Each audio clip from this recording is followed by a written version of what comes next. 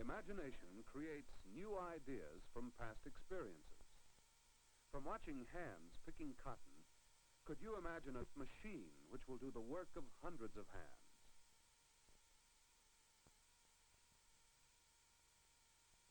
From watching a faltering pen, could you imagine a reliable fountain pen containing ink for whole pages of writing?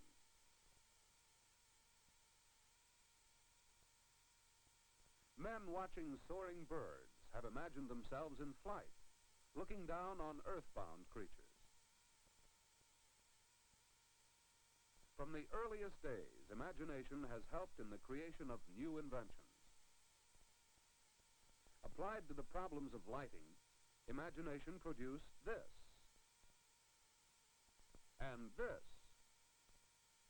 and eventually modern, efficient light from tubes. Everywhere around you, you will find imagination at work. Imagination in music.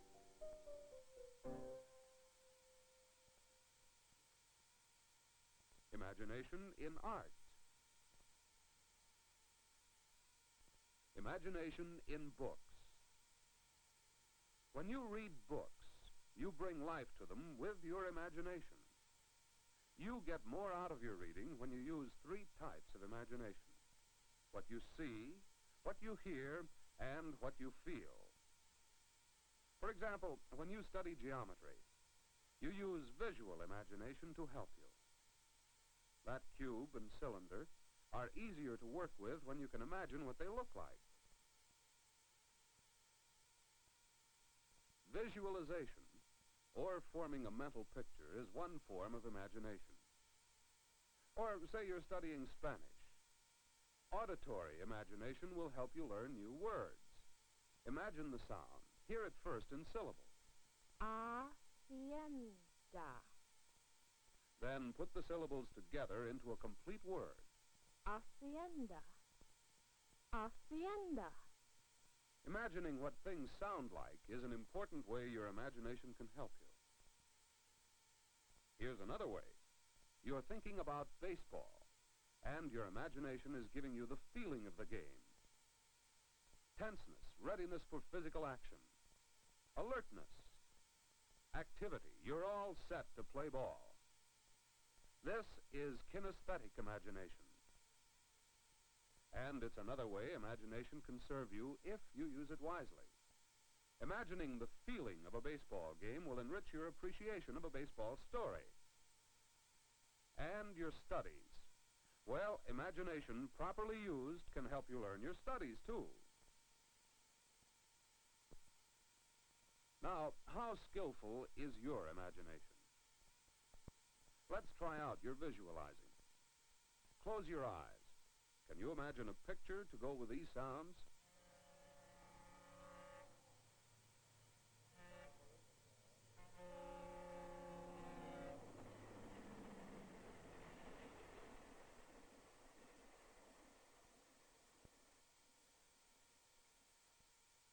How did you do? Did you imagine something like this?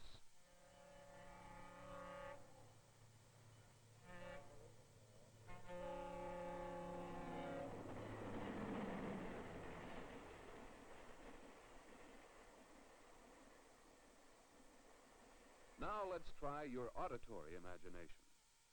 Can you imagine sounds to go with these pictures?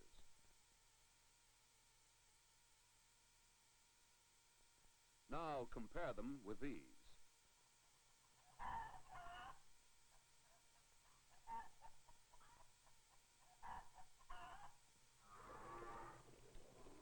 How did it sound to you?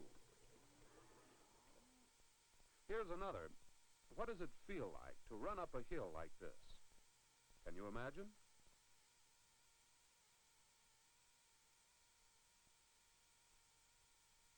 Did you feel your body reacting? These types of imagination visual, auditory, and kinesthetic, can enrich whatever you do, and you can develop your skill in using them. Let's start to read a short story. Let's see how to use imagination effectively. First, concentrate on your purpose, the thing you want to imagine. It was a wintry afternoon. A strong wind blew the loose snow and piled it in ever-changing drifts about the front porch of a small, plain house. This is your goal, what you want to imagine. Winter, snow, wind, the front porch of a plain house. You begin by calling to mind things you remember seeing that might fit the description. You recall a plain house you have often seen. But this house has no porch, and it's not winter. You've often seen another house in winter with a front porch. And you remember another house which you saw on a snowy day. The houses you remember, none of them fits the description exactly, but you can create a house with your imagination, using the parts that fit your purpose. You use the first house you remember because it is small and plain. But you'll have to imagine it with a front porch. There. Now, imagine what it looks like in winter.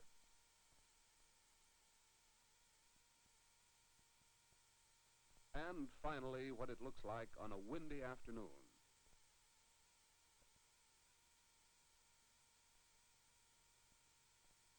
By using visual imagination, you can create a picture of the scene in your mind. Now, what does the scene sound like?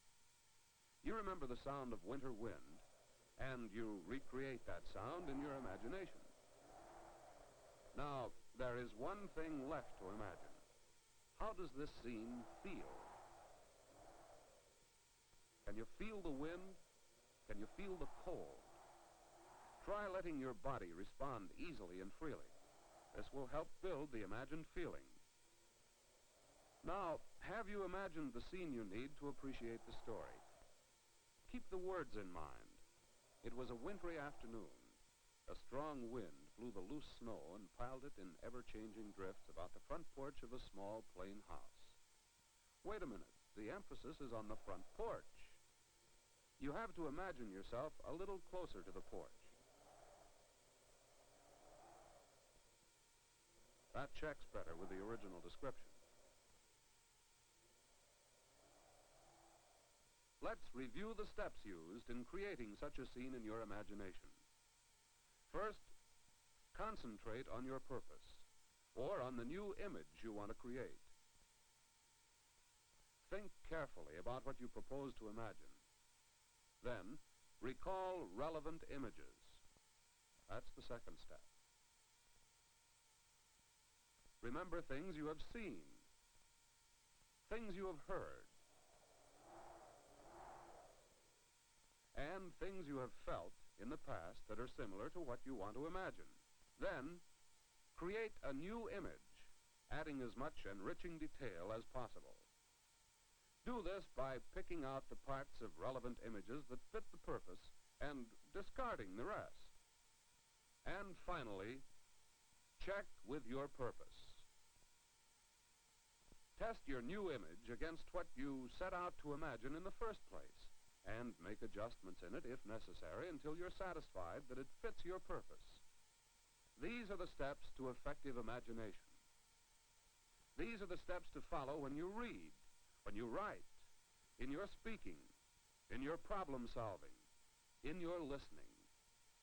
Develop your imaginative skills in all your activities. Now, can you try the procedure on the next part of the story? A group of children, bound homeward from school, ran across the yard to the porch, making snowballs, laughing, shouting as they ran. How about that? Can you imagine it? Here is your start. Can you see the children in the scene? Can you hear them? Can you get the feeling of the scene? How skillful is your imagination?